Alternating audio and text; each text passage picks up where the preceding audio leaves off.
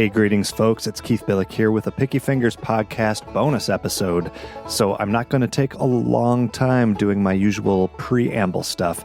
The only thing I want to make sure I remind you of is that this upcoming Monday, December 20th at 9 p.m. Eastern is the monthly Picky Fingers VIP lounge for very important pickers. However, for the holiday season, I have opened that meeting to everybody. And what this is, it's a video conference where you can join me and your fellow listeners and we'll chat some banjos, maybe even play some banjos. It's always a great time, but it's usually reserved for Patreon supporters. But if you go to patreon.com/banjo podcast, even if you're not a supporter, that meeting link is already up. So meet me there on Monday at 9 p.m. Eastern. I hope to see you all there.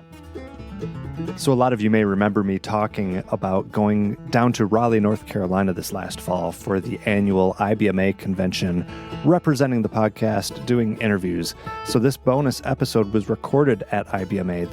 The last episode I put out with Cameron DeWhitt was my first IBMA episode to release, and then the next 5 or so interviews that you're going to hear over the coming weeks and months will all be IBMA interviews that took place at IBMA, rather. I was working it down there. I'm not afraid to pat myself on the back about that. I worked hard and got a lot of interviews, but I wasn't the only one down there working very hard for the Picky Fingers podcast.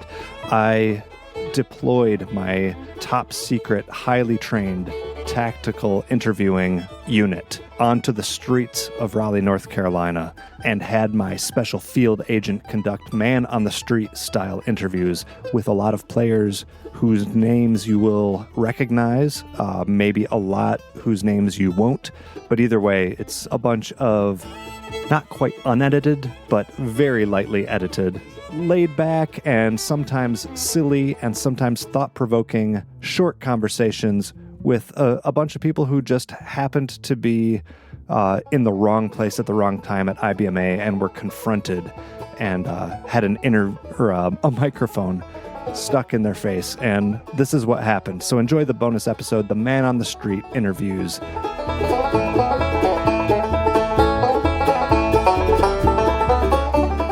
Okay, this is Grace Van't Hof, the Picky Fingers Banjo on the ground correspondent. I'm here at the iconic Raleigh Poorhouse, and I am here interviewing banjo players. Would you please state your name and tell me a little bit about the banjo that you're playing this week?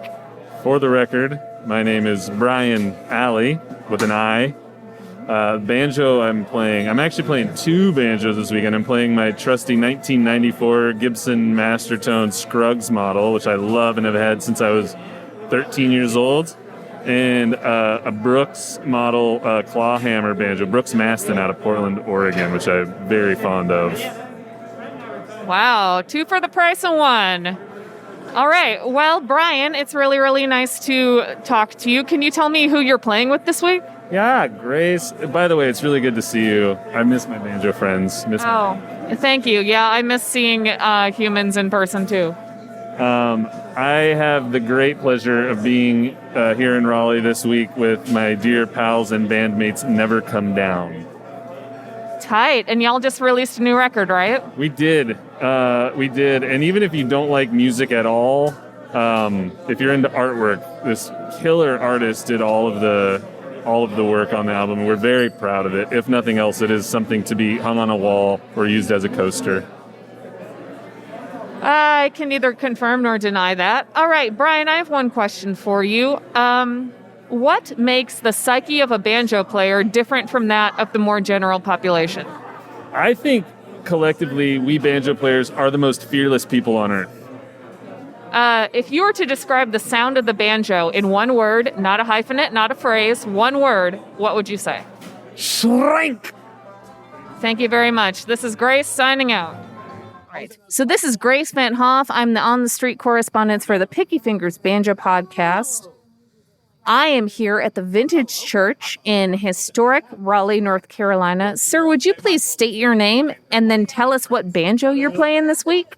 My name is Colton Powers. I'm from Kingsport, Tennessee, and I'm playing a 1928 TB2 conversion, uncut. Wow, that's incredible. And who are you playing with? I'm playing with Seth Mulder and Midnight Run. Nice. I've heard good things. Very, very cool band. I have a couple questions for you. The first being, if you had to use one word to describe the sound of the banjo, one word, not a hyphenate, not a phrase, just one word, what would that be? Happy. It's a very happy sounding instrument. It's, I feel like it don't even suit like a lot of like sad music very well. It's just a naturally, uplifting sort of sounding instrument to me, and it always will be. Very cool, very cool. And I have another question for you. Are you familiar with like the work of Thomas Edison? Yeah. Okay. And Nikola Tesla?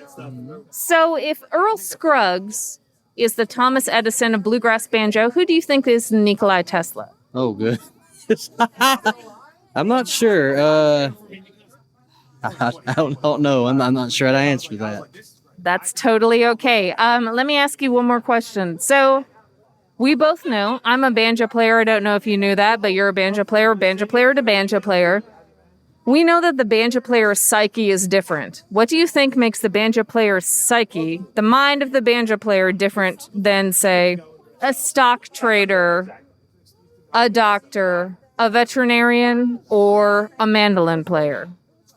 I would say it's very much in tune with that of the mind of an artist, in that there's usually two typical paths that a banjo player would go down, and one would be to follow tradition, like I'm trying to really channel Earl, because he's my hero, or you could be an innovator, looking to break the banjo into new types of music and new sounds. So I very much think it's the mind of an artist.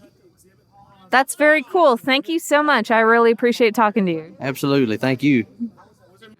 Cool. Could you please state your name and talk a little bit about the banjo you are playing this week at the IBMA World of Bluegrass? My name's Cory Walker, and I play a Earl Scruggs Gibson from 2000. Amen. Great. So have you bought it a drink yet? Not yet, but I'm going to try. Okay. I really like sweet tea. Yeah, buy it a sweet tea. Okay, so Cory, with your approach to the banjo, do you take a more outside approach facing in or a more inside approach facing out? And after you answer that, could you elaborate? Both, and probably not. Thank you. I appreciate that. Could you describe the sound of the banjo in one word, not a hyphenate, not a phrase, just one word? Golly. Thank you. I appreciate that. One more question for you. Are you familiar with engineering or electrical theory at all? Yeah. Oh, yeah. Okay. So you're aware of the work of Thomas Edison? Oh, yeah, of course. Of course, yeah. Thank you. So if Earl Scruggs is the Thomas Edison of bluegrass banjo, who is the Nikola Tesla? Ooh. I think maybe James Key. James Key. Can you elaborate on that a little bit for me? He's a really good lamb, and he's a good baby boy, and I'm just so happy to know him, and it's going to be a great show here at IBMA for East Nash Grass. I really appreciate that. And I have one final follow-up question for you. Could you make 3 lamb songs, starting with a happy, contented lamb, second, a lamb that is uncertain, and third, a lamb that is distressed? Yeah, of course I could. Please go ahead and do that. I don't have my instrument. Oh, you want me to name them? With your mouth. Oh. Could you make a lamb sound with your mouth? Yeah. Okay. Do you remember what I asked? Yep. Okay. Little baby lamb is really nice. And that's the first one. It's kind of a motif. That's good. That's good. It's a motif. And for the second one, was he kind of concerned? Concerned. Oh, no. What about that lamb? Okay. And then distressed. Probably go with, yeah. Very nice. And what's your favorite brand of banjo case? Colton. Thank you so much. Okay. Could you please state your name and talk a little bit about the banjo that you're playing this week? Sure thing. My name's George Jackson, and this here is a banjo. It's a 1926 TB3 conversion. Gives a master tone with a new Frank Neat neck on it. I bought it from Cory Walker earlier this year, and been having fun playing it. So yeah. Oh, that's interesting. We spoke to Cory Walker earlier, but he didn't mention that. So that's very interesting. I have a question for you. If you had to describe the sound of the banjo in one word, not a hyphenate, not a phrase, just one word, what would you say? The sound of the banjo in one word. Yes, that's what I said. Oof. Is woof your answer? Oof. Yeah, that'll do. Oof, oof. No W. OFT. That's my preferred spelling. Oft. Yeah. Okay, so I have a couple more questions for you. First of all, I think it's generally accepted that the psyche of a banjo player is slightly different from that of the psyche of someone who is a member of the general public. What do you think sets them apart? I guess the fact that I can't answer this question is an answer enough. Thank you for that. And then one more question. Where are you playing next? About to play in room 306 with Jake Blunt in his band. Are you playing with picks or not? Indeed, I'm playing with picks. That's bluegrass, folks. Thank you so much. Sir, could you please state your name and talk a little bit about your banjo that you're here with this week? My name is Greg Cahill, and I'm here with Special Consensus. And I have actually an old Kel Croydon, 1934-35, and it's actually the tone ring in it is Pruka, and I'm trying to think of the gentleman's name who made the neck for it, and Kryshak, over in Czech Republic. And then I'm also playing my Deering Julia Bell for low tuning for a couple tunes. So I'm a 10-string player this weekend. That's incredible. That's probably more than anybody here. That's what I try to do. You know, I figure, well, if you can't play well, just have more strings at least, and it's sort of impressive, you know, especially when I try to play them at the same time. Now, I have a personal question, and this is aside of my man-on-the-street duties, but is that set of strings from the Tony Ellis thing, like the John Hartford thing? The low tone thing? Yeah, it was based on a John Hartford model. Actually, the Deerings approached Allison Brown, and she said, let's do a tribute to John Hartford. So the cool thing about it, for real, is, you know, he was just such a Renaissance man, and one of the things that he did was go to art school. So he was a pencil sketch artist. And Allison and his daughter Katie went through his boxes of sketches and found sketches that related to his time as a pilot on the Julia Bell Swain. Mm-hmm. And those are the inlay patterns. Greg Deering made them into mother of pearl Deerings, inlays on the banjo earrings. Yeah. So it's really cool. It's all they're his sketches, and Greg Deering did a fabulous job of making them into mother of pearl inlays. That sounds delightful, and they're also available as earrings if you email the Deering Company. They might be a little heavy, it'd be tough on your earlobe, but, you know, it's probably doable. If you're into it, you're into it, and you can go for it. Now, Greg, I have a question for you. If you had to describe the sound of the banjo in one word, not a phrase, just one word, how would you describe it? Loud. Thank you. And I have one more question. How does the psyche of a banjo player differ from that of the psyche of someone just walking around in the general public, say a stock trader, a pharmacist, a fiddle player? Well, they're probably thinking thumbs on the keyboard, fingers. We're just thinking thumb, index, middle most of the time, you know, Tim. And that's the secret. Tim is the secret. You heard it here right from the source, folks. I'm here with Greg Cahill, and I really, really appreciate your input. Well, thank you very much, Grace. Always a pleasure to have a chat with you. Thank you. Likewise. Grace out. So could you please tell me your name and then talk a little bit about the banjo that you're playing this week? My name is Henry Strid, and I'm from Eugene, Oregon. The banjo I'm playing is a 1940 TB-11 conversion with a frank, neat neck. I can't remember. That's totally okay. That sounds like a really, really cool banjo. Where did you get it? We got it at the Jim Mills Banjo Shop. Oh, wow. So when did you go there? How long have you had it? See, a day, so... A day? You've had this banjo for a day? Yeah. Tell me how much you like it. I love it. It's like really poppy, kind of punchy banjo. That's so cool. And what kind of picks are you using on it to get that pop? I have a Blue Trip JD Crow thumb pick, and then I have Yates finger picks. That's awesome. Okay, so I have a couple more questions for you, if that's okay. If you could use one word to describe the sound of the banjo to you, what would it be? One word. So it's really kind of snappy, poppy. Those are two good words. Okay, I have one other question. What makes banjo players so special as far as bluegrass instrumentalists go? What makes banjo players set apart? So they're just more chill than other, really low key, really humble. So that's what sets them apart.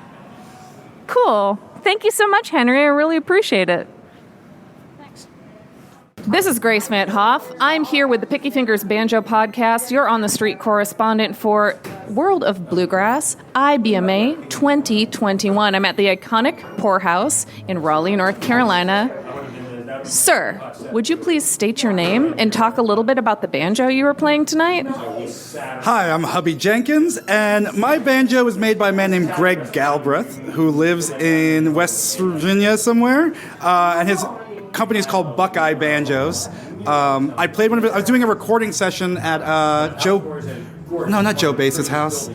Was it Joe Bass? Yeah, it was at Joe Bass's house doing a banjo session and a recording session, and he had one of them like sitting by the fireplace, and I was just noodling on it, and I was like, I need one of these in my life. And then it happened, and we're madly in love with each other. Her name is Zephira, and yeah. It's a love story for the centuries, folks. Now, Hubby, first question. If you could describe the sound of the banjo in one word, not a phrase, not a hyphenate, what would you say? Ooh, I guess if I had to only pick one word, it doesn't have to be a real word, right? No. Because I feel like it would be like, blang. You know what I'm talking about? Blang. Blang. Beautiful. Beautiful. And one more question for you. Now, as banjo players, I'm a banjo player, you're a banjo player. We have, that rapport. What do you think makes the psyche of the banjo player different from that of the general public, if anything? Oh, my. Honestly, I think it also depends on the banjo style, right? Because bluegrassers, I'm an old-timey son of a gun, so I do a lot of claw hammer, I do my two-finger picking, all that kind of stuff. So I think that we got a swagger. Clawhammer banjo players got a little bit more of a swagger than the bluegrass pickers. I mean, we're still cool and all, but yeah, I'm going to say swagger. Now, follow-up question. Would you say that swagger is more than the general public, like your person on the street, your mandolin player, your fiddle player, your stock trader? Absolutely. I mean, the stock trader and the mandolin player, always late. They're just late. Even when they're early, they're late. They're in a rush. Fiddle players, they're like, oh, I'll get there when I get there. But the banjo player's right. It's the perfect timing. It's the rhythm and the melody. It's the balance. It's the yin and the yang. That's where the swagger is. It's in the hips. It's in the fingers, just like that. Would you say that the swagger lives in the pocket? I would say it lives in the hips. Now, if you've got pockets on your hips, that's fine, but it's in the hips. Thank you, Hubby.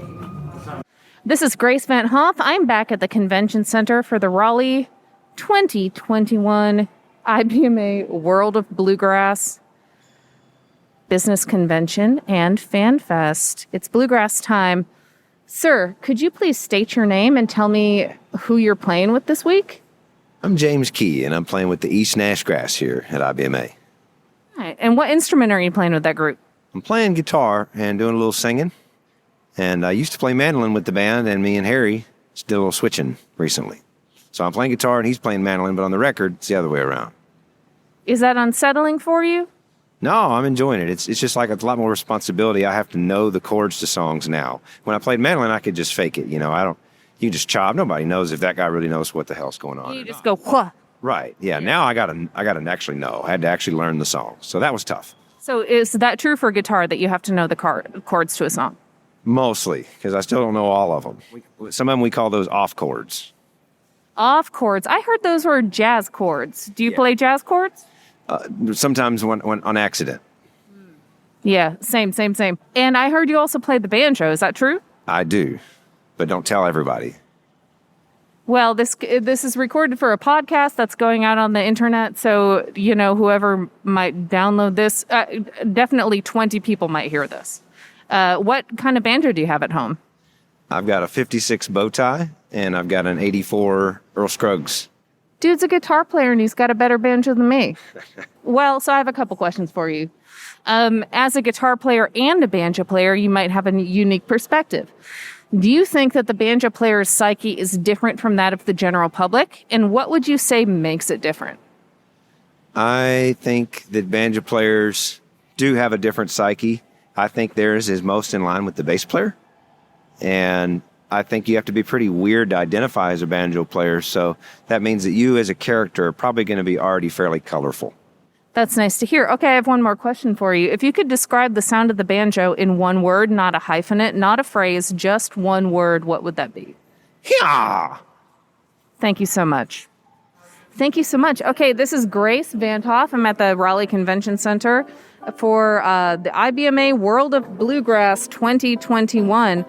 Could you please state your name and let me know a little bit about the banjo that you're here with this week? My name is Joe Newberry. I'm here with Enoch number 211, my old-time open-back banjo. And how long have you had that banjo? Banjo was made for me in 1997, and that's the only banjo I travel with these days. By Enoch himself? Yes. He made a custom banjo with actually no inlay at all. Wow. I didn't want it. I wanted a plain, it's black lacquer with a black hoop, and I just wanted that. And when he brought the banjo to me at Augusta in Elkins, West Virginia, he said, I had to do something. I said, what? He said, turn it over. And I turned over the banjo, and on the dowel rod, which is black, he had engraved his name, but in red. So it's sort of like lingerie. I know it's there. It's a fun little secret for those who know. For those who knows. That's right. For those who knows. For those who knows, yes, if anyone is unaware, Kevin Enoch is not only a king of banjo making, but also of inlay. Kevin Enoch's inlay is exquisite, and I always say that he is making the great old banjos of the future. I would agree with that. So, Joe, what are your hopes for this week, banjo-wise? I'm trying to get into a series of sessions with three-finger players so I can work clawhammer overhand with the three-finger just to explore. Okay, so I have a couple more questions for you. As banjo players, I'm a banjo player. I don't know if you know, you're a banjo player. Banjo players have a little different psyche than the rest of the public. What do you think makes the banjo player's psyche different from, say, a stock trader, a lawyer, a cashier at a bank, or a fiddle player? A banjo player will do the same motion 10,000 times, drool out of both sides of their mouth, clean up, and go on. Wonderful. And one more question. I think you're aware of the work of Thomas Edison. You're aware of bluegrass music. So if Earl Scruggs is the Thomas Edison of bluegrass banjo, who is the Nikola Tesla? Danny Barnes.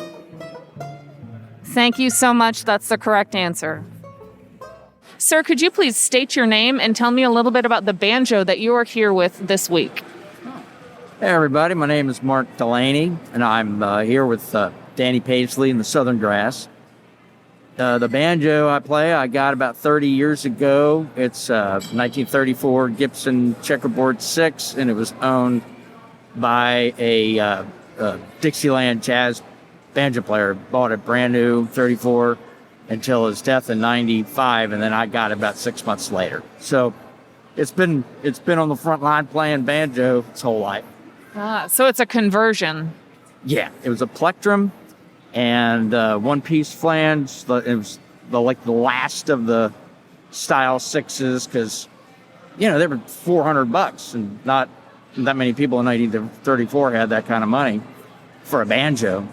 So by that point, they were kind of putting parts together however they could. The one I have came out as a plectrum, flathead, one-piece flange, and a nickel-plated, then gold-plated. But the jazz guy was in an orchestra, and the flathead was too funky. And he wanted, I was like, man, I need to be heard. He sent it back to Gibson. They stuck a couple shims in there, and put an archtop ring, and that banjo sent it back to him. And he's like, oh, that's great. I love it, because that was the sound. So we're back to the other thing. So I have no idea where the tone ring ended up, if Gibson just threw it back in the scrap metal pile or what. And Jim Burlisle made me a tone ring. Fits right on there, but the sticker's at the bottom of the rim because it was made and left the factory as a flathead. It's got all that, even though it's not. Well, that's good to hear that a banjo like that, conceived in sin, is on an upward trajectory towards the light of bluegrass music. I have a couple more questions for you, if you don't mind. Oh, of course. All right. So if you could pick one word to describe the sound of the banjo, not a hyphenate, not a phrase, just one word, what would that word be, Mark? Hypnotic. Thank you. I appreciate that. Are you familiar with the work of Thomas Edison? Yes, but I'm not quite as familiar with employees of his who actually kind of, thought up the light bulbs.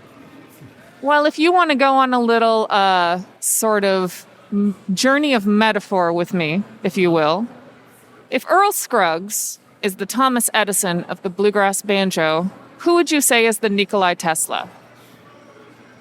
Man, well, boy, it's a tough one. It's a real tough one. I mean, to begin with, Earl Scruggs was the Tesla of Snuffy Jenkins for him. And then it just does that.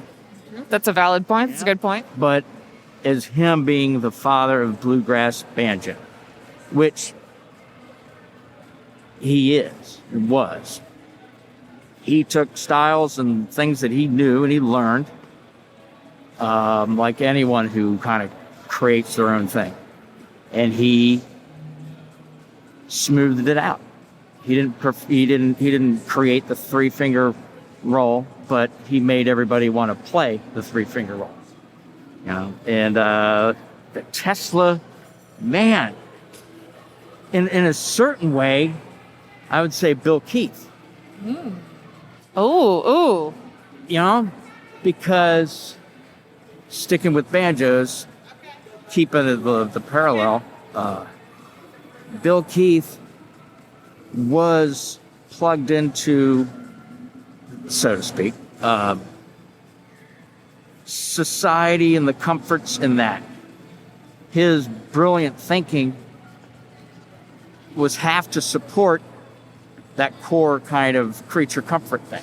Bill Keith had a machine shop. He repaired Jaguars. He basically invented a detuner, and he did it all. So Keith Tuners.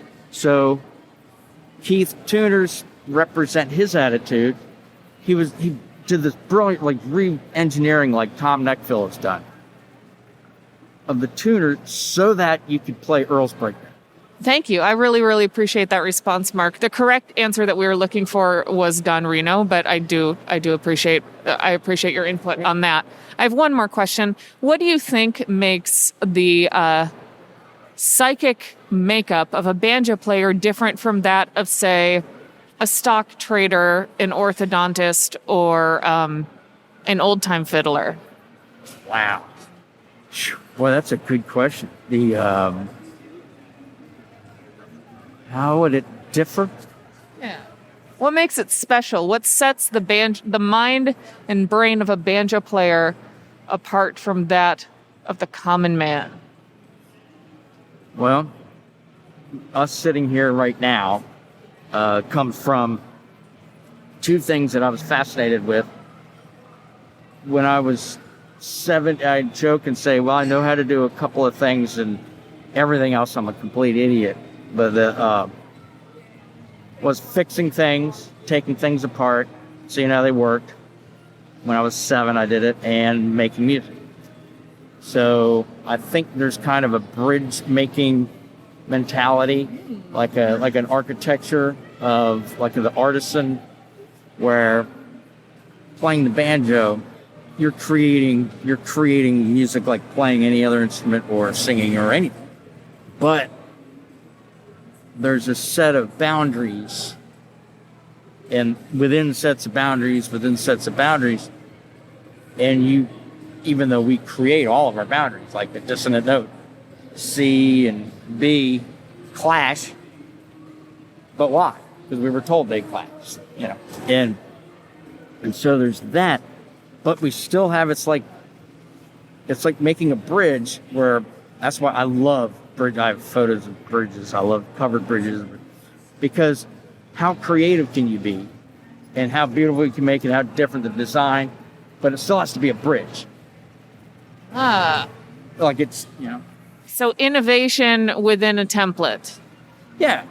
And so you get more traditional bluegrass, a little more contemporary, that kind of thing, is how small a box that is. Like the older I get, the more of a genius Earl Scruggs was, because he had this box, small box that he was in, and never stepped out of it. Yeah. Now, it's easy for him not to step out of it, because in a way he kind of created that box. And he didn't reinvent like Miles Davis did or Bela Fleck did.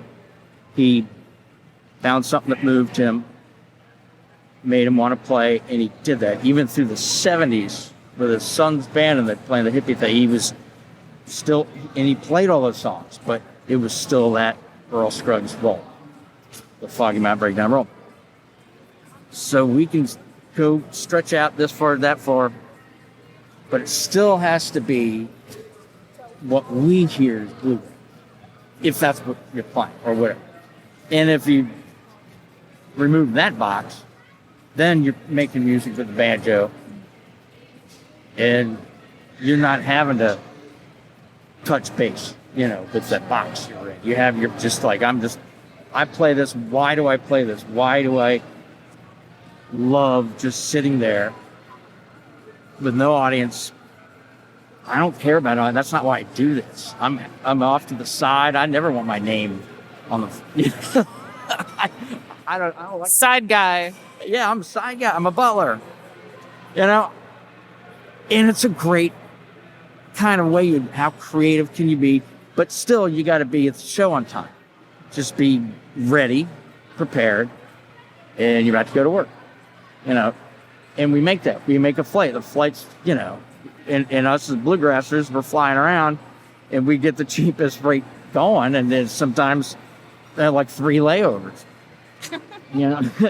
But hey, I'll give you get the ticket for $200. Geez, I feel a little triggered hearing that. Yeah, we know how to do that. We can maneuver around that. But when we don't have to do that, as banjo, we're noodling around. It's just like, okay, what kind of mood am I in today? Where am I doing? Where's this going to take me? And then you can turn it around and apply it. So, as a mechanic, in the other world, that other part, I was the only person in the entire shop that did not have a boombox. Because I was like, wow, I'm not a musician, I'm a mechanic. And with that, there's two attitudes. There's the be a mechanic, but then I ended up restoring old motorcycles. So that's, obviously I found the least profitable way to do that profession. It's like I'm a banjo player. But you can go two routes. You can be creative within your box, and if you're an electrician or a mechanic, they're very small boxes because you're paid by somebody to repair something, and that's that. Or you can get off and say, you know what, I'm kind of digging the emotional side of this, and then you leave. So that's the separation, So what I'm hearing is a banjo player has a choice, and that choice is, what color am I going to paint the container today, or am I going to build a new container? Exactly. And also that banjo players have a natural nose for sniffing out all that money. I really, really appreciate talking to you, Mark. Any more financial tips, you can check out Mark online with Danny Paisley. And it's been wonderful talking to you. It's been a pleasure. I really appreciate it. And I've admired your work. And when we met, what year was that? What year was that? Dude, I don't know. Yeah. Something like Del Val or something. Yeah. And it was probably, yeah. Poor Keith has to listen. Hi, Keith has to listen to this later. I was like just catching up. Yeah. It's, no, but I loved it. I'm really glad to see you here making music. The admiration is like beyond mutual. Thank you so much. I really, really appreciate it. Yeah. Likewise. Thank you. Sir, would you please state your name and talk a little bit about the banjo you're here with this week? I am Rob McCoury, and I am here with my 1936 TB75 conversion. It's got a Steve Huber tone ring in it, which has been in it now for, 25 years probably. And it was kind of when Steve first got into doing his thing, and we all know how great that's become and how good they are. And it's got a Bob Gibbons 5-string neck in it, and it's not my most original piece of machinery, but it's probably my favorite to play for sure. Play it all the time. It does the job. Have you taken the tone ring out for a drink yet? Actually, probably so. I probably have. But actually, since Steve put it together, I think only one time, I may be even wrong, it's been so long. I think it's been together like it is with the same head and everything on it since Steve put it together. Well, shoot, you got to take the whole banjo out then. I did. All right, so I have one more question for you. As a banjo player, and I'm a banjo player. I don't know if you knew that. I'm a banjo player. Absolutely. A great banjo player. Well, that's up for debate. But banjo players have a slightly different psyche than that of the general population. Can you put a finger on it or elaborate on what makes a banjo player's psyche different than your normal pedestrian human out in the public? You know, I really believe that, banjo playing, I think musicians in general, but I think banjo players, they have this mechanical side of their brain that kind of never really shuts down. It's like, it's always working, and it's like, and I was a mechanic by trade before I got into playing music full time, but there's this side of me, it's like I air banjo all the time with my right hand. It's like when I hear something, I'm like, how are they doing that? And I think that's just your mechanical side that doesn't shut down. My wife tells me at night, like, if I put my right arm around her, she's like, my fingers are moving in the night because it never shuts down. And I think it's something that's, you can't stop it. It's just in your psyche. And, we're very normal people, though. Very normal people. I think that's up for debate. Probably is up for debate. All right, so you said it. Banjo players are basically Iron Man on the street. Would you? Can I ask you one more question, a real quick one? Sure. If you had to use one word to describe the sound of the banjo, not a hyphenate, not a phrase, just one word, what would you say? Awesome. Thank you so much, Robbie. You're welcome. My friend, could you please state your name and talk a little bit about the banjos you're here with this week? Hi, I'm Cameron DeWhitt, and I brought 2 banjos with me. I brought my Jubilee. You know, when I got my first fancy banjo back in the day, I just wanted to get the one that Abigail Washburn had because I was a huge fan. So that's the one I still have. Served me well. But my other one is an Eric Proust banjo. It's like a tack head. I guess some people refer to them as minstrel style. So, but to clarify for people who would need to hear that. So you're here with 2 banjos. Yes. Now, Cameron, can you tell me, why do you hate bluegrass? Why do I hate bluegrass? Just the general vibes. No, I like it really well. I guess I was a little intimidated coming here as an old-time player and being a little out of my element. Oh, so you're an old-time player. I am, yes. But everyone's been super sweet the entire time. And I think a lot of bluegrass players, a little old-time curious, and I feel like I'm serving some sort of purpose here by being here. That's a very, very interesting take, Cameron, and I'd like to talk a little more about that. By old-time curious, what do you think? Do you think that bluegrass players could benefit from the influence of learning the history of old-time music? Yeah, listening to Bluegrass's Weird Uncle. Sure. Bluegrass's Weird Uncle. You heard it right from the source here. You heard it from an old-time banjo player, Mr. Cameron DeWhitt. Now, I have a couple other questions for you. Cameron, if you had to describe the sound of the banjo in one word, what would you say? One word. Okay, let me think. One word. I would say strings. Strengths. Okay, you heard it right here, folks. It's STRINKS. Strengths. I should have gone with hide. Wait, go ahead. Hide. Do you want strengths or do you want hide? Bridge? Bridge. No, I'm just saying words.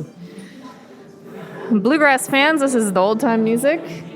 We have a hard time settling in. Now, I have to say, as someone who dabbles in the old-time music, I might be complicit in the strengths, the hide, the bridge. So I'm going to go ahead and ask Cameron a couple other questions, if that's okay. Cameron, what is your capacity here at IBMA this week? Oh, I'm here to record clandestine episodes of my podcast, Get Up in the Cool, which is an old-time music with Cameron DeWhitt and friends. We play some candid old-time and old-time adjacent musics, and I interview my guests. And I'm also here to start spreading the word about Tall Poppy String Band, my new old-time string band trio, new album coming out sometime in the spring, 2022. That's exciting. And will you be playing the banjo on that album? Yes, I will be playing these very 2 banjos that I brought with me. That's wonderful. And I have one more question for you. Do you prefer Earl Scruggs or Don Reno?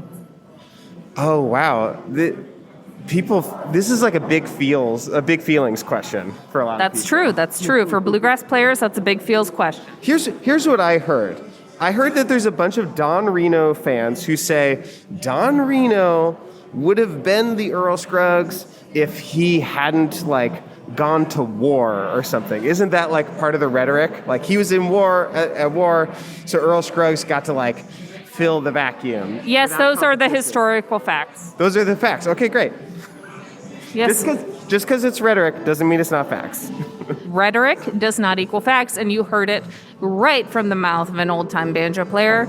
This is our friend Cameron DeWhitt, and it is so nice to talk to you. Sir, could you please state your name and talk a little bit about the banjo you're here with this week? I'm Trevor Holder, and I'm here with a 1930 TB1 that I've had for about 3 years. Nice. And where did you procure that for yourself? I got it from a friend back in Chattanooga. Are you from Chattanooga? I'm from close to Chattanooga, Ringgold, Georgia, so it's right across the line, into Georgia.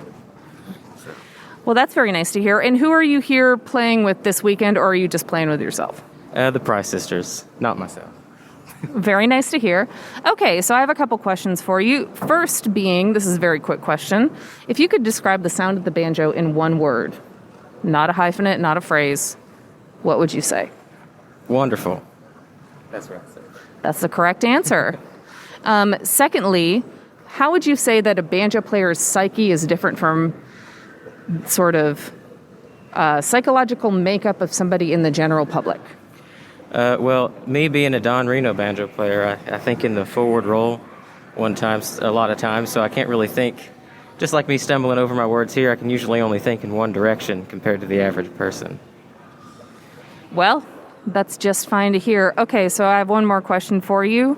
If Earl Scruggs, and I happen to know that you have a little bit of a background in engineering, an educational background in engineering, am I correct to say that? That's true, yeah. Okay. Okay, so if Earl Scruggs is the Thomas Edison of bluegrass banjo, who would you say the Nikolai Tesla is? Well, Don Reno, of course. And why would you say that? Well, I don't want to get in trouble. I don't know who all listens to this podcast. You're not going to get in trouble.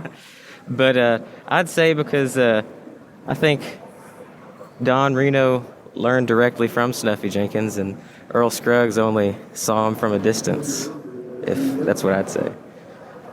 Thank you so much, Trevor. We really appreciate your input. All right, this is Grace Van't Hof. I'm back in the Raleigh Convention Center here at the 2021 World of Bluegrass Convention. Sir, would you please state your name and talk a little bit about the banjo you've been picking on recently? It really feels like I was about to go get a process to go into jail with the sir. When I don't usually get called sir. Well, I'm sorry.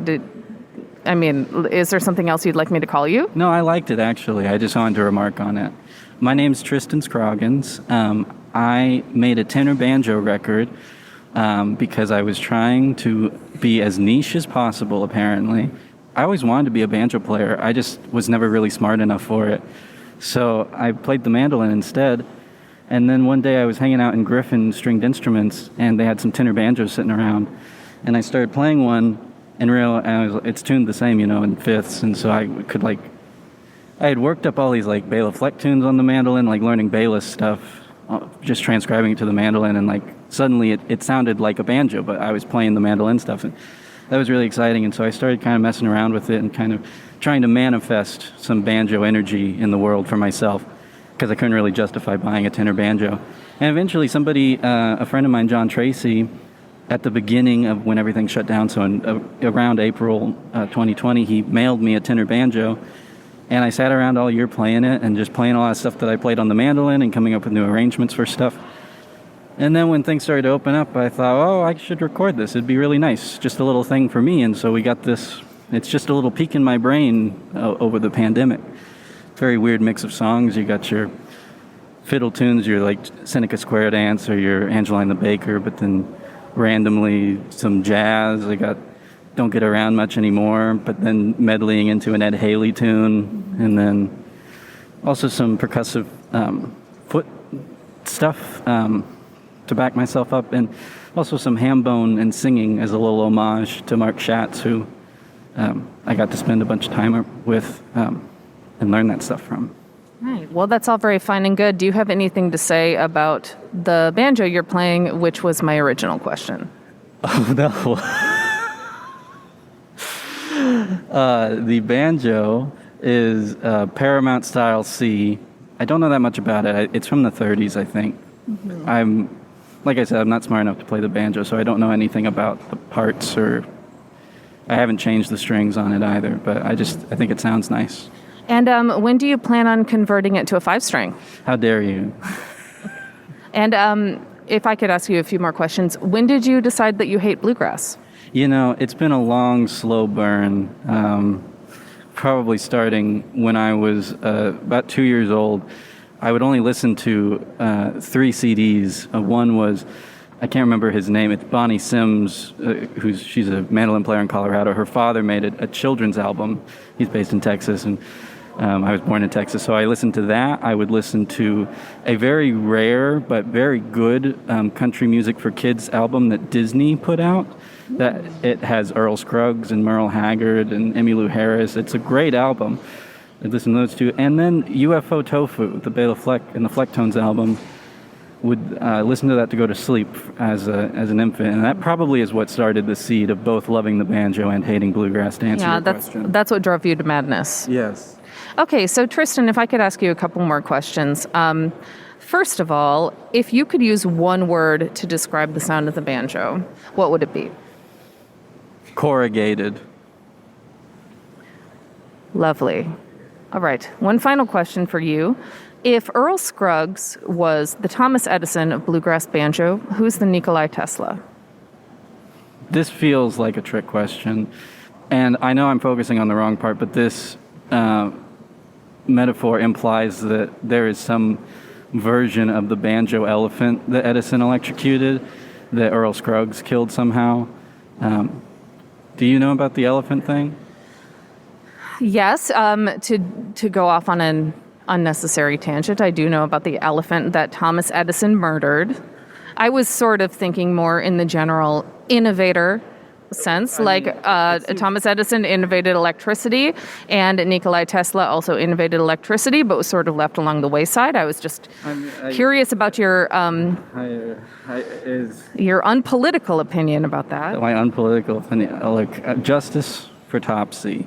But, I wanted to say, I guess Don Reno, actually, I do think people like to act like Earl was obviously Earl is amazing and everything, but Don was doing three-finger stuff with Bill Monroe before Earl was, and it wouldn't have been the same, but we don't know how different it would have been. Mm-hmm. But I do like things the way they are now, I guess. Would you say that was maybe a sliding doors moment? I don't know what that means. Okay, nice to talk to you, Tristan. Thank you so much. Thank you, Grace. And there you have it, folks. The Man on the Street interviews from IBMA 2021, conducted by the one and only Grace Van't Hof, who really hit the sidewalk and the streets of IBMA and worked hard for you folks to get you those exclusive interviews. Once again, meet me at the VIP Lounge this upcoming Monday, December 20th at 9 p.m. Eastern.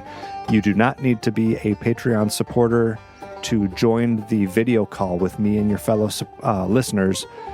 All you have to do, though, is go to patreon.com/banjopodcast to get that meeting link. Thanks for joining me for this bonus episode. I'll see you all next time.